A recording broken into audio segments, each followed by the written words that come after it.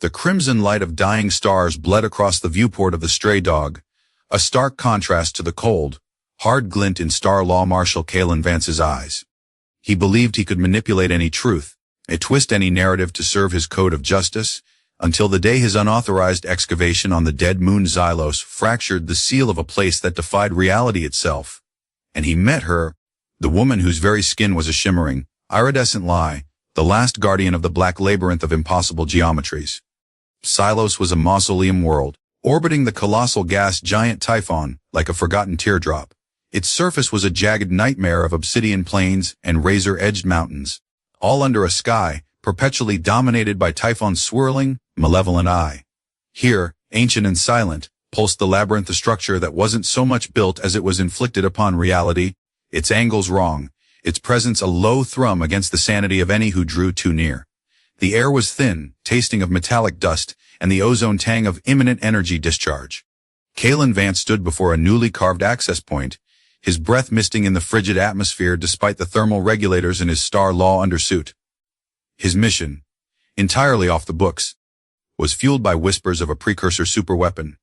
He hadn't anticipated the labyrinth's sheer, oppressive wrongness. His hand rested on the butt of his sidearm, a comforting weight against the unease coiling in his gut. He was a man who thrived on control, on understanding the levers of power and perception. This place had no levers he recognized, a shimmer of movement in the periphery. He turned, senses on high alert. She stood on a precipice of black rock, silhouetted against Typhon's stormy light. Her form was humanoid, slender, but her skin, it was like polished, iridescent metal, capturing and refracting the dim light in a cascade of colors: blues, greens, violets that shifted with an unseen current. Arcanite, he'd read the sparse, heavily redacted files. This one, however, was not in any database. "You trespass, off-worlder." Her voice was like wind chimes made of crystal, melodic yet carrying an edge of ancient frost. Her iridescent skin seemed to pulse with a faint, internal light, the temperature around her subtly fluctuating. Kaelen could feel a wave of coolness, then a prickle of heat. He offered what he hoped was a disarming smile, a tool he'd honed over years of navigating the galaxy's treacherous undercurrents. "Law Marshal Kaelen Vance, and you are. I am the guardian of this place, the last." Her gaze, the color of molten gold, was unwavering. "You should not be here. No one should." She gestured vaguely towards the pulsating obsidian structure. The echoes of what must not be awakened stir when the unworthy draw near. Kaelen filed away her discomfort, her clear aversion to being so close to the labyrinth's entrance. "The Star Law has registered anomalies. Unstable energy readings. I'm here to assess the situation, perhaps reinforce containment if necessary." It was a half-truth, carefully constructed. He was concerned about unstable energy, but his primary motive had been acquisition, or at least, understanding of a potential weapon. He held up a small, cylindrical device. "This is a gravitic stabilizer. Standard procedure for precursor sites of this magnitude." Another lie. It was a deep resonance scanner, meant to probe the structure's integrity to find a way in. Lyra, for he would learn her name was Lyra, took a step back, her metallic skin flaring with a brief, intense blue that radiated cold. "This place is not for your procedures, Marshal. It is a seal it must remain inviolate." Kaelen advanced slowly. "With all due respect, Guardian, your watch seems to be failing. The energy signatures are spiking. My intention is to help to ensure this seal holds." He activated the device. It hummed, a low thrum that vibrated through the rock beneath their feet. He was aiming it at a section of the labyrinth's wall that seemed thinner, almost translucent in its non-Euclidean geometry. He expected a reading data. Instead, a sharp crack echoed across the desolate plain. A visible tremor ran through the obsidian structure. The low, psychic moan Kaelen had felt earlier intensified, clawing at the edges of his mind, showing him glimpses of shapes that made his teeth ache. A hairline fracture, no wider than his thumb, spider-webbed across the labyrinth's surface. Through it, he saw not rock or interior, but a sliver of impossible, shifting perspectives, colors that had no name, angles that turned back on themselves. Lyra cried out, a sound of pure anguish. Her skin flashed white-hot, radiating an almost painful heat. "No, what have you done?" She staggered. One hand pressed to her temple. "You've weakened it. The Watchers. The silence is broken." Before Kaelen could process the immediate ramifications of the non-Euclidean horrors peeking from the crack, A shrill alarm blared from the comm unit. On his wrist, Marshal, came the clipped, synthesized voice of his ship's AI, multiple FTL signatures detected. Vector Xylos, Hegemony Battle Group. Estimated arrival 3 minutes. Veridian Hegemony. The truth twisters, the narrative controllers. They wouldn't be here for a chat. The energy pulse from the breach, from his stabilizer, must have been a dinner bell. Lyra looked from the fractured labyrinth to Kaelen, her golden eyes blazing. They come. They always come when the balance shifts. Kaelen's mind raced. His small cloak scout ship, the Stray Dog, was hidden in orbit, but not hidden enough from a dedicated battle group. He triggered this, accidentally or not. His code, flawed and self-serving as it sometimes was, wouldn't let him abandon this alien woman to face the hegemony and the consequences of his blunder alone. Besides, the hegemony getting their hands on whatever the labyrinth truly was unthinkable. Guardian, Kaelen said, his voice urgent. We need to leave. Now my ship is in orbit. They're not here for me. Not primarily. They're here for that. He gestured to the labyrinth. Your watch just became infinitely more complicated. With me, you have a chance. A slim one, but a chance. Lyra stared at him, her iridescent skin still flickering with distressed heat. My place is here. To mend what you have broken. You can't mend it with hegemony lasers vaporizing this moon. Kaelen retorted, already moving towards the most defensible nearby ridge, where he'd landed his personal shuttle. And you certainly can't do it alone against a fleet. What are you, exactly? What are the Arcanites? We are of the stars and the deep stone, she said, a strange, distant quality to her voice. This metal skin you see, it breathes light, it endures. But the metal sky of your ships, it presses down. I need the open void or the heart of a world. Her aversion to enclosed spaces, cultural quirk noted in the fragmented files, was suddenly a very practical problem. My ship has viewports, Kaelen said dryly, reaching the small, camouflaged shuttle. Big ones. We can debate interior decorating later. Are you coming? Or do you plan to negotiate with Commander Theron? I hear he's not fond of dissent. Commander Theron of the Veridian Hegemony was notorious for his elegant ruthlessness. The ground trembled again, a deeper, more resonant shudder from the labyrinth. The psychic pressure intensified. Lyra swayed, her metallic hand gripping a rock for support. She looked at the labyrinth, then at the sky, where the first glints of hegemony ships would soon appear. Her jaw tightened. The iridescent colors on her skin swirled, settling into a determined, fiery bronze. The labyrinth is not a weapon, Marshal, she said, her voice tight. It is a prison, and a key. What it holds you cannot comprehend what you have touched. But the hegemony, they would seek to wield it, and that would be the end of many truths, many worlds. She took a hesitant step towards his shuttle. If I go with you, you swear you will help me understand what is happening. Help me protect what remains of its seal. Kaelen met her gaze. Here was his opening. Manipulation, yes, but for a greater good. His good, her good, the galaxy's good. I swear I'll do everything in my power to stop the hegemony and to understand this labyrinth. We're in this together now, Guardian. He offered his hand. She looked at it, a human gesture of trust or alliance. After a moment, her metallic fingers, surprisingly warm, closed around his. Her grip was strong. My name is Lyra. The shuttle's engines whined to life as the first hegemony destroyers punched through Xylos' thin atmosphere, lances of particle beams already searching. Kaelen gunned the engines, a master manipulator, now a desperate pilot, with an alien guardian of a cosmic horror by his side, fleeing towards the uncertain sanctuary of the stars. The ascent to the Stray Dog was a frantic ballad of evasive maneuvers.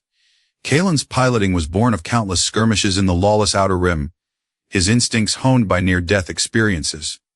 Lyra, despite her declared aversion to enclosed spaces, was surprisingly calm, her golden eyes fixed on the tactical display, tracking the hegemony fighters with an intensity that belied her delicate appearance. Her skin pulsed with a steady, warm light like a contained furnace. They are locking onto our energy signature, she stated, her voice even. The labyrinth is breach, it has marked us. Tell me something I don't know. Kaelen grunted, yanking the stick hard to port as a volley of plasma fire stitched across their trajectory. How do we lose that mark? I do not know. The labyrinth's energies are fundamental, not easily masked. They docked with the Stray Dog amidst a hail of enemy fire. The small scout ship, designed more for stealth and endurance than direct combat, shuddered under near misses. AI, damage report. Prep FTL jump coordinates, random vector, maximum range. Kaelen yelled, strapping himself into the command chair. Hull integrity at 89% Marshal. FTL drive charging. Warning, unusual energy fluctuations detected around the drive coils. Possibly interference from the Xylos anomaly. Just get us out of here. Lyra was already at the main viewport, her hands pressed against the transparisteel, looking not at the pursuing hegemony ships, but back towards Xylos, now a rapidly shrinking orb. It weeps, she whispered, her voice filled with a profound sorrow.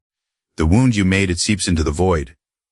The stray dog's FTL drive engaged with a violent lurch, not the smooth transition Kaelen was accustomed to. Instead of the serene blues and whites of hyperspace, the view outside was a chaotic swirl of nauseating colors, shot through with impossible angles that mirrored the glimpse he'd had into the labyrinth.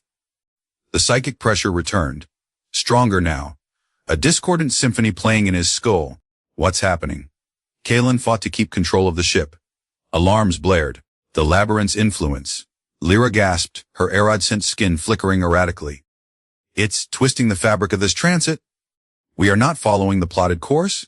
The ship bucked like a wild beast. Then, with a final, gut-wrenching heave, it dropped out of FTL prematurely. They were adrift, not in the cold, familiar void of normal space, but within a vast, uncharted nebula. It glowed with colors Kaelen had never seen, filaments of emerald, sapphire, and ruby light weaving through clouds of amethyst dust. It was beautiful and deeply unsettling. Status report, Kaelen demanded, his head throbbing. FTL drive offline, Marshal. The AI responded, its usually calm voice tinged with something Kaelen could only describe as digital confusion. Severe dimensional distortion registered. Navigational systems are recalibrating. Location unknown.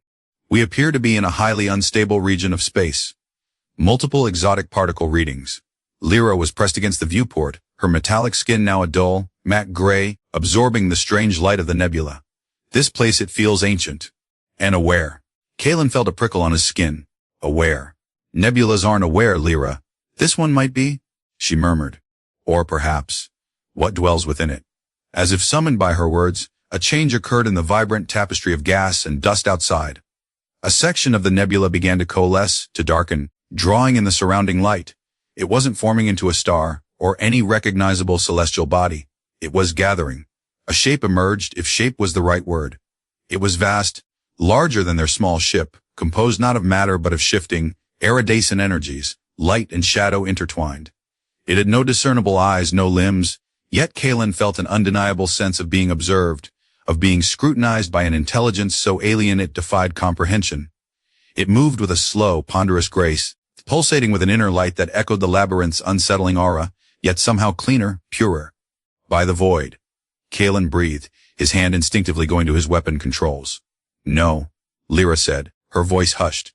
Weapons will be useless. It is not like us. The entity drew closer. Kaelen felt a pressure building in his mind, not the painful intrusion of the labyrinth, but something else. Images, concepts, flooded his consciousness, the birth and death of stars, the slow dance of galaxies, mathematical formulas that twisted his understanding of reality, emotions so vast and complex they had no human equivalent. It wasn't an attack, it felt like communication. Raw, unfiltered, overwhelming. He glanced at Lyra. Her eyes were wide, her lips parted. Her skin was now glowing with a soft silver light, intricate patterns like circuitry tracing across its surface. She seemed to be resonating with the entity, or perhaps shielding them. He saw a flicker, a brief, almost subliminal shift in her silhouette for an instant.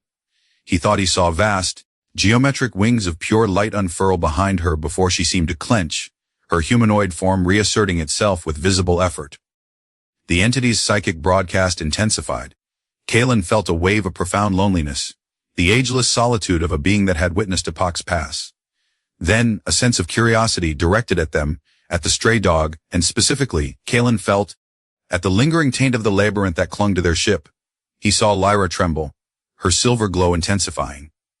She reached out a hand, not physically, but Kaelen felt it, a projection of her will, a plea for understanding, or perhaps a warning. The entity paused. Its overwhelming presence lessened slightly. Kaelen found he could breathe again. Then, as suddenly as it had appeared, the entity seemed to lose interest. It pulsed once, a wave of what Kaelen could only interpret as disappointment. Or perhaps it had simply gleaned all it wished to know. It receded, dissolving back into the vibrant chaos of the nebula, leaving them shaken, drenched in cold sweat, and utterly humbled. Silence descended in the cockpit, broken only by the hum of failing systems and their ragged breathing. Kaelen finally let out a shaky breath. Well, that certainly puts the Veridian Hegemony in perspective. Lyra sagged against the console, her silver glow dimming, her skin returning to its more familiar iridescent sheen, though now it was cooler, almost chilled. It saw us, she whispered, her voice faint. As we are, small, so very small. She looked at Kaelen, a new understanding in her golden eyes. And yet it saw you too, Marshal. Your persistence. And your courage. Kaelen found himself saying. That brief glimpse of something more, those wings of light. He wouldn't press her, not yet. The experience, terrifying as it was, had forged an unlikely bridge between them. Faced with something so utterly other, their shared, relatively humanoid qualities, their capacity for fear and wonder, suddenly seemed precious, a point of connection in the terrifyingly vast and indifferent cosmos. The FTL is fried, Kaelen said, running a diagnostic. Life support is stable, but we're not going anywhere fast. And I doubt roadside assistance makes calls out to Nightmare Nebula Central. Lyra pushed herself upright. We need to repair the drive. The hegemony will not have given up, and the labyrinth, I can still feel its disquiet. It grows. Agreed. Kaelen looked around the cramped cockpit of the stray dog. Looks like we're going to be roommates for a while longer, Lyra. He saw her wince, a subtle tightening around her eyes at the thought of prolonged confinement. Don't worry, he added, trying for a reassuring tone. I'll try not to leave my socks on the floor. She gave him a faint, metallic smile. Arcanites do not wear socks, Marshal. The nebula, for all its monstrous inhabitants and dimensional quirks, proved to be a graveyard of ancient ships. Hoax from forgotten wars and lost expeditions drifted like metallic ghosts amidst the glowing gas clouds. It was a scavenger's paradise, if one could avoid the radiation pockets, the gravitic anomalies, and whatever else lurked in the colorful depths. Kaelen, with Lyra's surprisingly astute observations on energy signatures and structural integrity, managed to locate a derelict freighter of unknown origin. Its technology was archaic, but some of its core components, particularly the FTL coil regulators, seemed compatible with the stray dog's damaged systems. Getting to them was the challenge. The freighter was dark, its corridors choked with debris and the crystalline growths of some unknown spaceborne fungus. Lyra's aversion to enclosed spaces was acute here. Every bulkhead, every narrow passageway, seemed to cause her visible distress. Her iridescent skin would dim, its temperature dropping, and her movements would become hesitant. Kaelen, observing this, found himself adapting. Stay near the breach. He'd tell her, pointing to a section of the freighter's hull that had been torn open, offering a view of the swirling nebula outside. I'll check this compartment. Signal if you sense anything. He learned to describe his surroundings to her, to keep a comm channel open, a thread of connection to the vaster space she craved. During one foray deep into the freighter, they triggered dormant automated defenses, small, skittering drones that fired weak but persistent lasers. Kaelen's martial training kicked in. He laid down covering fire, his movements economical and precise. Lyra, despite her discomfort, moved with a startling fluid grace, her metallic body a blur as she dodged beams, her hands lashing out to disable drones with crushing force, or by tearing out their power cells with her strong, metallic fingers. At one point, a drone cornered her in a tight conduit. Kaelen saw her skin flare with an intense, coppery heat, and for a split second, the metal plates on her forearms seemed to sharpen, to extend, before she smashed the drone to pieces. She glanced at him, a flicker of something embarrassment, fear, in her golden eyes before quickly turning away. Your people, they're fighters, Kaelen asked later, as they were hauling a salvage regulator back to the stray dog. Lyra was quiet for a moment, her gaze fixed on the distant, swirling colors of the nebula visible through a gash in the freighter's hull. The Arcanites were keepers, Marshal. Of knowledge, of balance. We were not warriors by nature, but when threatened, our forms can adapt. It is an old instinct, one I seldom embrace. Kaelen nodded slowly, kept that part hidden well. He wasn't accusing, just observing. His own life was a tapestry of carefully curated revelations and concealed truths. Back on the stray dog, repairs were slow and arduous. Lyra proved to have an intuitive understanding of energy systems, her touch able to sense minute fluctuations in power flow that Kaelen's instruments missed. He, in turn, handled the delicate mechanical work, his fingers surprisingly nimble for a man more accustomed to wielding a blaster or navigating galactic politics. The confines of the ship were a constant source of tension for Lyra. Kaelen, remembering her words about needing to see the stars or deep stone, jury-rigged the main viewport's emergency UV filters to project a live, wide-angle feed of the nebula onto the largest interior bulkhead of the small living quarters, creating an illusion of open space. It wasn't perfect, but Lyra would often sit before it for long periods, her skin softly glowing as she seemed to draw some comfort from the vibrant, albeit artificial vista. "You are considerate, Marshal," she said one cycle, her voice softer than he'd heard it before. For a manipulator, Kaelen paused in his work, a wry smile touching his lips. "Is that a compliment, or are you just observing my key traits again?" "Perhaps both." Her golden eyes held a hint of amusement. "My people have an annual period, the Great Stillness. We retreat to the deep places of our worlds, or seek the heart of a star if we are void-bound. Our bodies recalibrate. Our spirits seek renewal. I was due for mine when you arrived on Xylos. This constant activity, the confinement, it is taxing." "I'm sorry, Lyra," Kaelen said, and he meant it. "If I'd known, you could not have. It is not common knowledge." She traced a pattern on the bulkhead image with a metallic finger. "During the stillness we sometimes shed. Like a serpent its skin. The metal renews, reconfigures. Some believe we also shed the burdens of the year." He learned more about the Arcanites, or at least, her memories of them. A people who lived in harmony with the cosmos. Their cities built into mountains that touched the stars, their lives measured in centuries. They had a deep connection to precursor energies, the very forces that powered the labyrinth. Lyra was, as far as she knew, the last of her line on Xylos, her ancestors having sworn an ancient oath to guard the threshold, as they called the labyrinth. "There is a prophecy," she admitted one quiet shift, her voice barely above a whisper. The projected nebula cast shifting colors across her iridescent skin. "An old one, almost forgotten. It speaks of the star-skinned, the Arcanites, guarding the threshold of madness until the unwary hand of a younger race, a human race, would arrive. Not in malice, but in ignorance, they would disturb the balance. And together, the star-skinned and the human, they would be forced to face the shadow that lies, a power that twists truth and seeks dominion. To do so, they would need to find the echo of creation, a resonance of true understanding." Kaelen listened intently. "The shadow that leads the hegemony." Lyra nodded slowly. "It fits their methods, their goals. And you, Marshal, you are undeniably an unwary hand." "Charming," Kaelen grunted, but he couldn't deny the accuracy. "And this echo of creation, is that the precursor artifact we're theoretically looking for?" "I believe so. The labyrinth is a source of immense power, but it is discordant, dangerous. The echo, if it exists, might be a way to harmonize it, or to counteract those who would misuse its chaos." She looked at him, a vulnerability in her eyes he hadn't seen before. "The prophecy also says the human will be a catalyst, that they will help the Arcanites see beyond the duty of guardianship, to something more. Or perhaps, help them embrace what they truly are." He thought of the flashes he'd seen, the wings of light, the sharpened metal. "And what is that, Lyra? What are you truly?" She averted her gaze. "I am a guardian, Marshal. That is all I have ever been." This form she gestured to herself as a compromise. "A shield.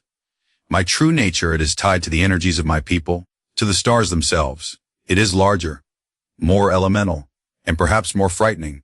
It is why I guard it so closely." Kaelen felt a pang of something akin to empathy.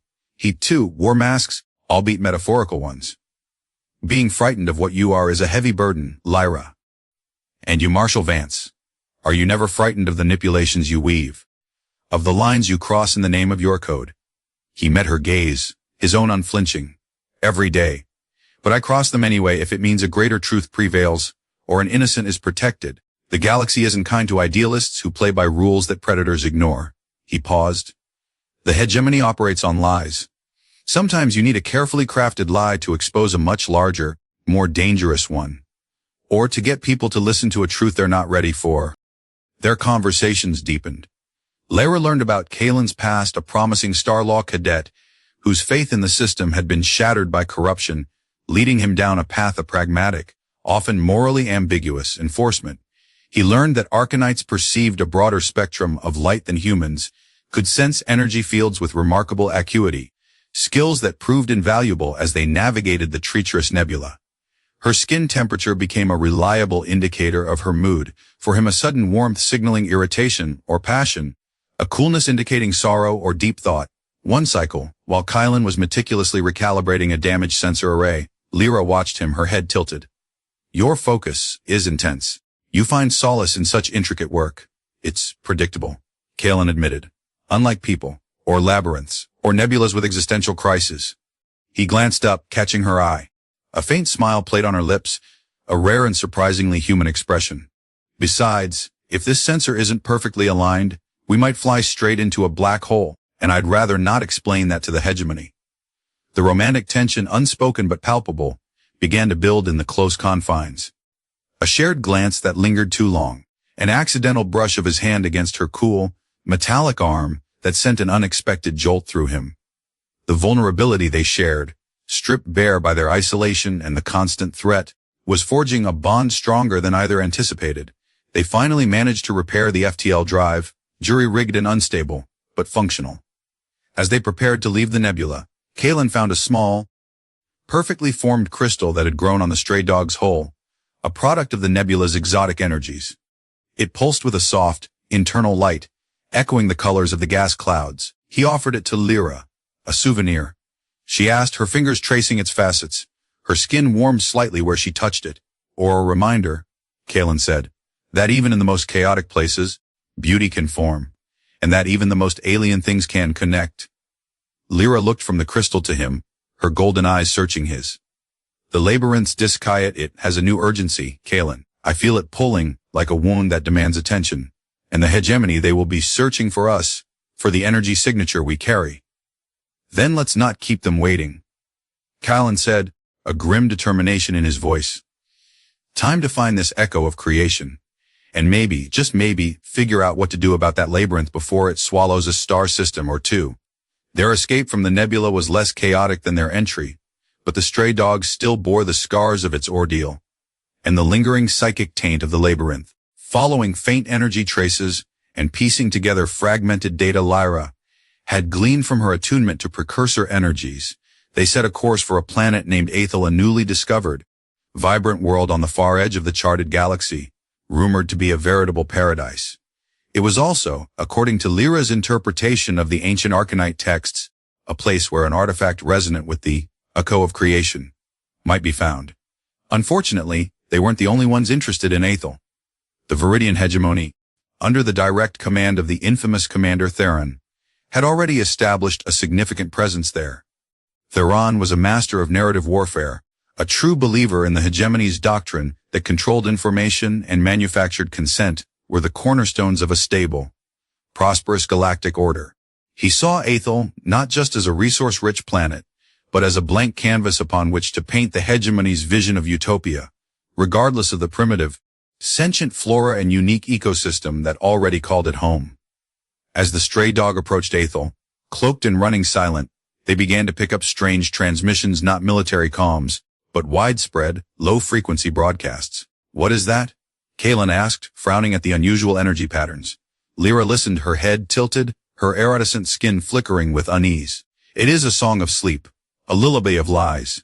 They are blanketing the planet in a field of psychic suggestion, pacifying the native life, making them compliant.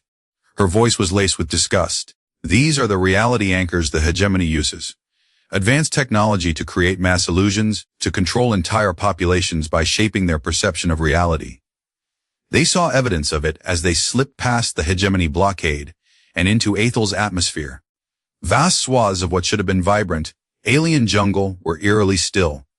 The native life, bizarre and beautiful creatures that seemed part plant, part animal, moved with a slow, dreamlike languor, their natural vibrancy muted. Hegemony terraforming crews were already at work, their massive machines callously uprooting the unique flora, preparing the land for colonization. They're not just displacing them. Kaelen said, his voice hard. They're erasing them and making them too sedated to even realize it. His code, the one that railed against the abuse of power and the suffering of the innocent, burned within him.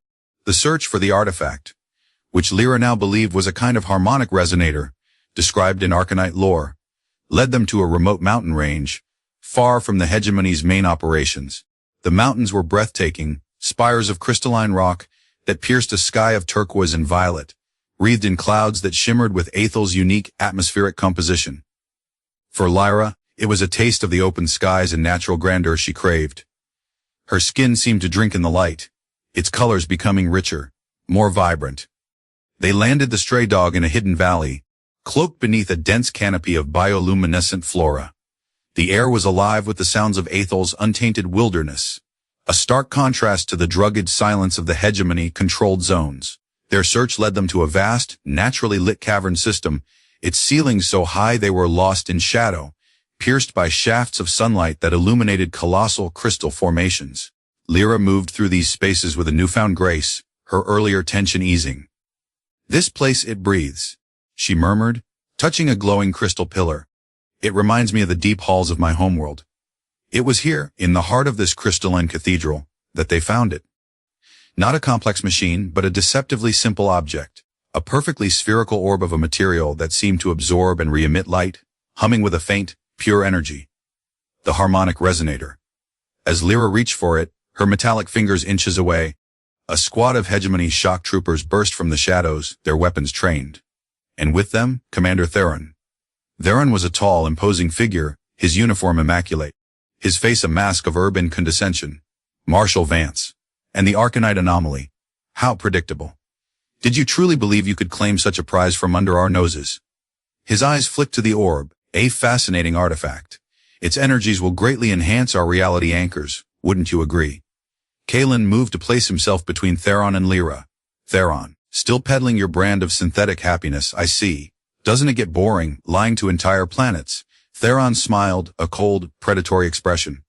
Order Marshal is never boring. It is the foundation of civilization. This planet, these primitive life forms, they will be gently guided towards a more productive existence. Or, if necessary, humanly retired. The artifact will simply make the transition smoother. Suddenly, Kaelen felt a wave of dizziness, a disorienting shift in his perception.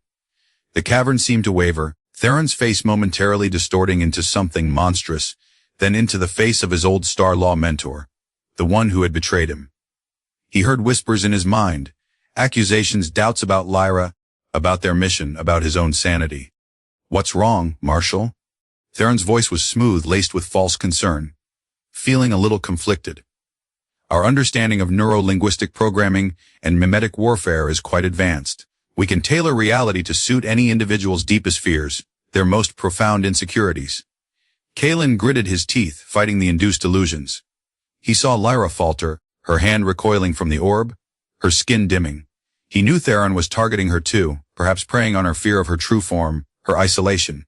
"Lyra," Kaelen Zoe, his voice cutting through the psychic fog. "It's not real. It's another of their tricks." He focused on her, on the warmth he'd felt from her skin, the strength in her grip, the courage he'd witnessed. "Trust what we know, what we've seen together, not what this snake charmer is whispering in your head." His words, his conviction, seemed to break through. Lyra's head snapped up, her golden eyes blazing. The oppressive illusions receded slightly. "Hey, he showed me Xylos consumed by the labyrinth," she whispered, her voice tight with remembered horror. "Showed me you, recoiling from my true self." "A lies, Lyra," Kaelen said firmly, "because he's afraid of what we can do together, afraid of the truth this artifact represents." Theron chuckled, touching. "Such naive faith. But faith will not stop my troopers." The hegemony soldiers advanced. Kaelen drew his blaster, preparing for a desperate fight. But then Lyra moved. With a cry that was part roar, part celestial chime, she lunged for the Harmonic Resonator. As her fingers closed around it, a wave of pure, clear energy pulsed outwards, not destructive, but clarifying. The hegemony troopers stumbled, their movements becoming disorganized. The subtle, mind-bending illusions Theron had been projecting flickered and died. Kaelen felt his own mind clear, the oppressive weight lifting. Lyra stood bathed in the resonator's light, her iridescent skin glowing with an almost unbearable brilliance. Patterns of silver and gold like constellations blazed across her form. For a breathtaking moment, Kaelen saw her as she truly was, or perhaps a glimpse of it taller, her limbs elongated, her features subtly more alien, yet undeniably beautiful, crowned with an aura of starlight, and from her back, ephemeral wings of pure, condensed light unfurled, vast and majestic. She was terrifying, magnificent, a creature of pure cosmic energy barely contained within a physical shell, and Kaelen felt no fear, only awe, and a profound, possessive protectiveness. Theron stared, his urban mask finally cracking, a flicker of genuine shock, perhaps even fear in his eyes. Impossible, the prophecies were misinterpretations. Prophecies are often what we make of them, Commander, Lyra said, her voice now resonating with an otherworldly power, yet still undeniably hers. The light from the resonator seemed to amplify her, to harmonize with her true nature. And your reign of manufactured truths ends now. The battle that followed was short and brutal. Lyra, empowered by the resonator and her own unleashed potential, was a whirlwind of light and force. Her movements were too fast to follow, her touch disabling hegemony weapons, her voice, imbued with the resonator's clarity, shattering the troopers' indoctrinated certainty. Kaelen fought beside her, his blaster precise, his tactical acumen covering their flanks, his presence a steady anchor for her newfound power. Theron, realizing the tide had turned, attempted to flee, but Lyra, with a sweep of her light-wrought wings, was before him, the resonator pulsing in her hand. Your illusions are broken, Commander. What will you offer now? Defeated, Theron and his surviving troopers were disarmed. The immediate threat to the resonator was neutralized. Later, after they had secured the artifact and ensured Theron's forces were truly routed from the cavern system, Kaelen found Lyra standing at the cavern entrance, gazing out at Aethel's twin moons, painting the landscape in silver. The intense glow of her transformation had subsided, her form returning to its more familiar humanoid shape, though a subtle luminescence still clung to her, a hint of the vast power beneath the surface. Her wings of light were gone, but the memory of them burned in Kaelen's mind. He came to stand beside her. The air was cool, fragrant with alien blossoms. You were, he began, then paused, searching for words. Incredible. Lyra turned to him, a soft smile on her lips. Her skin was warm, radiating a gentle heat. The resonator, it did not give me that power, Kaelen. It simply allowed me to accept what was already there, what I had kept hidden for so long, even from myself. She looked down at her metallic hands. The prophecy spoke of the human catalyst, helping the Arcanite see their true light. I never understood what that meant until today. I saw it, Kaelen said quietly. Your true light. And it wasn't frightening, Lyra. It was beautiful. She met his gaze, her golden eyes luminous in the moonlight. And you, Marshal? Did the manipulator find some truth in all that chaos? He stepped closer, his hand reaching out, hesitating for a moment before gently touching her arm. Her skin was smooth, warm, and vibrant beneath his fingers. I found something I wasn't expecting to find. Something more real than any truth I've ever tried to shape. The distance between them vanished. He lowered his head, and she met him, her lips, surprisingly soft against his, tasting of starlight and ancient mysteries. The kiss was deep, a confluence of shared danger, dawning trust, and an undeniable, electrifying attraction. Her skin flared with a kaleidoscope of colors, a warm, pulsing light that enveloped them. It wasn't just a physical connection, it was an exchange of energy, a glimpse into each other's souls, raw and unfiltered. He felt the vastness of her being, the ancient lineage, the burden of her guardianship, and beneath it all, a yearning for connection. She, in turn, must have felt his own complex mix of cynicism and idealism, his carefully guarded heart, and the unexpected tenderness he felt for her. When they finally broke apart, breathless, the twin moons of Aethel seemed to shine brighter. The prophecy, Lyra whispered, her voice a little shaky. It never spoke of this. Kaelen cupped her face, his thumbs gently tracing the iridescent planes of her cheeks. Then the prophecy missed the best part. He grinned. What now? Guardian of a newly acquired, galaxy-shaking artifact. Lyra leaned into his touch, a sense of peace settling over her that he had never seen before. No, Kaelen Vance, we show the Veridian Hegemony what true reality looks like, and perhaps we help the labyrinth find its own harmony. Her eyes, full of starlight and a newfound resolve, met his, together. The Harmonic Resonator was more than just a key to Lyra's true potential. It was their most potent weapon against the hegemony. Lyra discovered she could use it to not only disrupt their illusion tech on a massive scale, but also to broadcast a counter-frequency. A wave of clarity, of raw, unshielded truth that could cut through layers of indoctrination. Their first target was Aethel itself. From the hidden valley, Lyra, with Kaelen guarding her and managing the complex power modulations through the stray dog's systems. Focus the resonator's energy.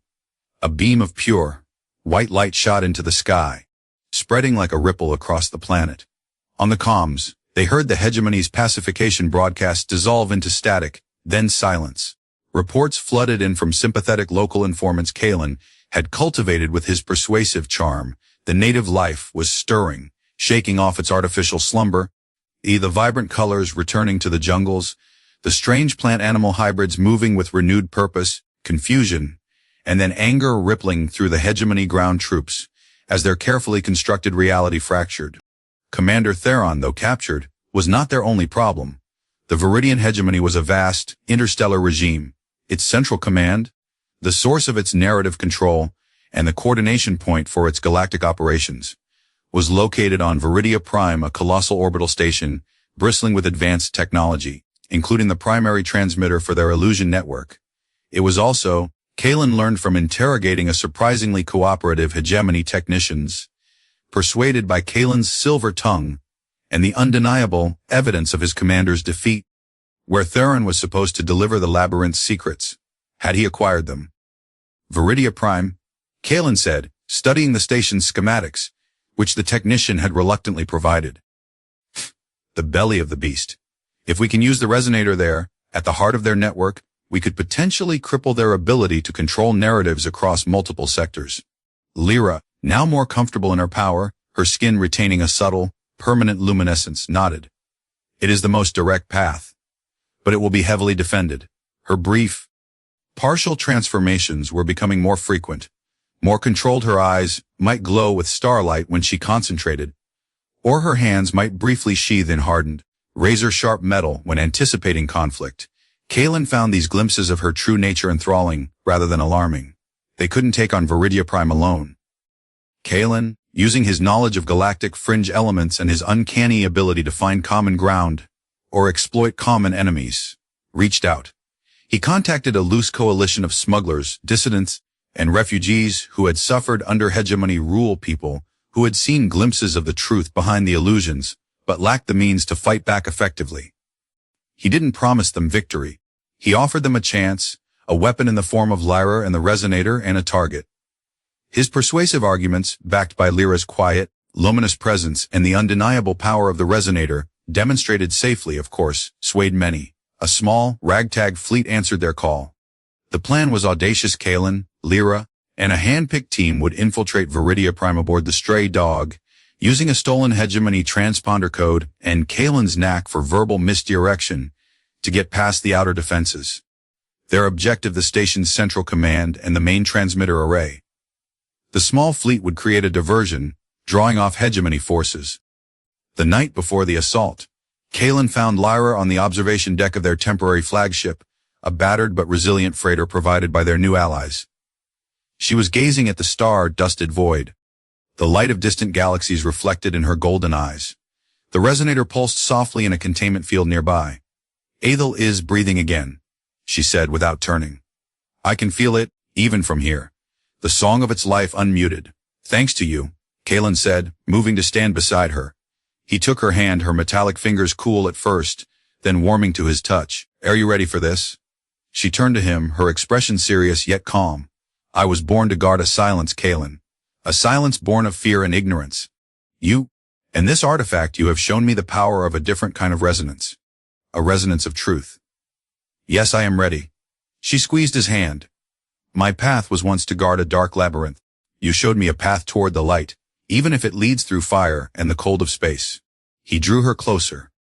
"Whatever happens up there," he murmured, his lips near her temple, "we face it together." Her skin glowed softly, as the prophecy foretold. The star skinned in the human against the shadow that lies. She smiled faintly. "Though I doubt the ancient seers envisioned zero-gravity combat and malfunctioning life support." The assault on Veridia Prime began with calculated chaos. Kaelen, his voice a smooth blend of authority and feigned panic, talked their way through the initial security checkpoints, exploiting hegemony protocols and the arrogance of mid-level officers. Lyra, seated beside him, focused her senses, detecting subtle shifts in the station's energy grid, warning Kaelen of hidden sensor sweeps.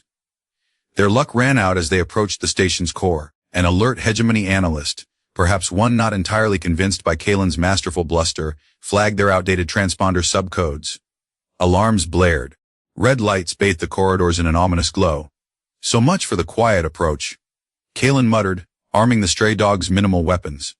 AI, give our new friends the signal. Time for the fireworks. Outside, the ragtag fleet engaged the hegemony defense wings, a chaotic dance of laser fire and explosions erupting around Veridian Prime. The diversion was working, drawing the bulk of the station's fighters away from the core sectors.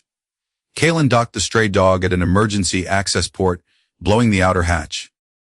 They were in, the infiltration team Kaelen, Lyra, and a few hardened veterans from their allied fleet stormed into the station. Veridian Prime was a labyrinth of sterile corridors and vast, echoing chambers, all humming with the barely suppressed power of the hegemony's illusion network. They fought their way through security patrols, Kaelen's tactical brilliance, and Lyra's otherworldly abilities, turning the tide in several desperate firefights. Her skin would harden in response to incoming fire, deflecting stray shots. Beams of pure light erupted from her hands, disabling enemy weapons and creating temporary shields. Then, the station rocked violently. Hull breach, Sector Gamma 7. A frantic voice screamed over the internal comms before being cut off. Life support failing in sublevel Delta? Their diversion, or perhaps retaliatory fire from the hegemony, was taking its toll on Veridian Prime. Sections of the station began to decompress. Artificial gravity flickered, then failed in their sector, plunging them into a chaotic zero-gravity environment. Kaelen, trained for such contingencies, adapted quickly, using his magnetic boots and maneuvering thrusters on his suit. Lyra, however, thrived. In zero-G, her grace became even more pronounced. Her arcanite physiology, lighter and stronger than a human's, allowed her to move with incredible speed and agility, pushing off bulkheads, spinning through the air, a whirlwind of iridescent metal and focused energy. Subtle, shimmering wings of light, more solid now, more controlled, manifested from her back, giving her unparalleled maneuverability in the weightless environment. They reached the central command deck, a vast sphere filled with holographic displays and terrified hegemony technicians. At its heart, pulsing with malignant energy, was the primary transmitter array for the illusion network, and waiting for them, flanked by elite guards, was a figure Kaelen hadn't expected to see here, Commander Theron, his expression a mixture of cold fury and grim determination. He must have been extracted from Law Marshal Vance. Persistently meddlesome, Theron sneered, his voice amplified. He held a device, some kind of personal illusion projector, and the arcanite weapon. You believe you can dismantle an empire built on centuries of carefully cultivated order with your sentimental notions of truth. The air shimmered. Kaelen felt a psychic assault, more focused, more vicious than on Aethel. Illusions of his past failures, of Lyra turning on him, of the labyrinth's madness consuming everything, clawed at his mind. Your love is a delusion. Marshal? Theron's voice echoed in his skull. A chemical reaction? The arcanite is an aberration, a dangerous variable. The hegemony offers stability, a true paradise built on our truth, a truth that ensures peace. Lies. Lyra's voice, clear and resonant, cut through the psychic static. She held the harmonic resonator aloft, its pure light pushing back against Theron's illusions. Your order is a cage, Theron. Your truth is a shroud over the stars. Kaelen fought through the remaining vestiges of the illusion, his focus returning. Your truth is a prison, Theron. Kaelen bit out, firing his blaster at Theron's guards. We're offering freedom. And unlike your product, ours is genuine. He used his understanding of manipulation, of how hegemony operatives were conditioned, to shout targeted observations, sowing discord among Theron's remaining loyalists. He feeds you lies to maintain his power. Can't you see the fear in his eyes when faced with something he can't control? The zero-G combat was furious. Kaelen defended Lyra as she moved towards the transmitter array, the resonator blazing in her hand. Her wings of light, now fully manifest, beat with powerful grace, propelling her through the chaotic battle, beams of cleansing energy lashing out from her, not to kill, but to disable, to reveal. She projected waves of clarity from the resonator,